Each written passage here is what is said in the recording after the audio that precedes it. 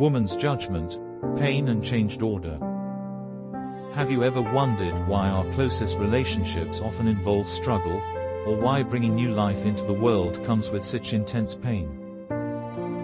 Why does the perfect harmony we crave with others sometimes feel so difficult to achieve? Today, we are looking at Genesis chapter 3 verse 16, where God addresses the woman after the fall.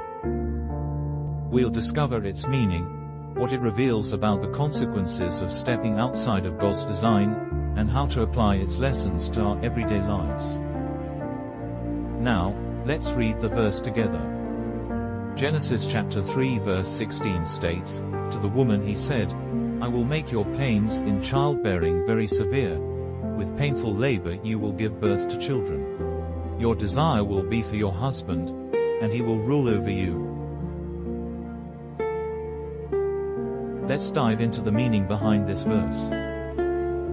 After judging the serpent, God turns his attention to Eve.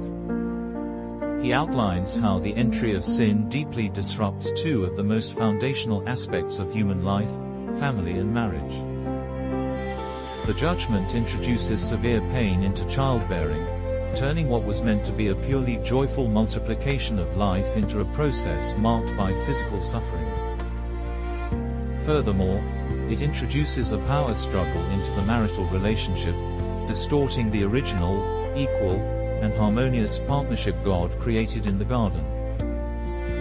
This verse reveals that our choices have a profound impact on the natural order and our closest, most intimate relationships. It serves as a stark reminder that sin fractures harmony and introduces conflict where there was once only unity. When we experience tension in our relationships, the struggle for control, or the clashing of wills, we are seeing the direct result of this brokenness.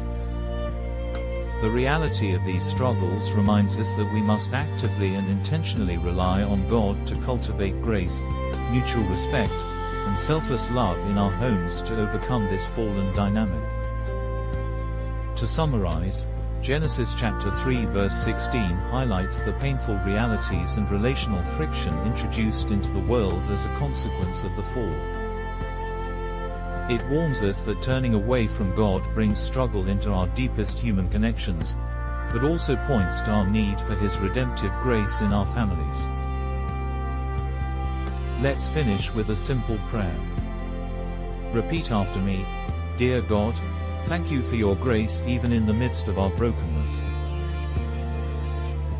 Help me to bring peace, mutual respect, and understanding into my relationships. Give me the strength to endure the painful seasons of life and the wisdom to love others selflessly, reflecting the harmony you originally designed. Amen. If you enjoyed this study, please like, share, and subscribe.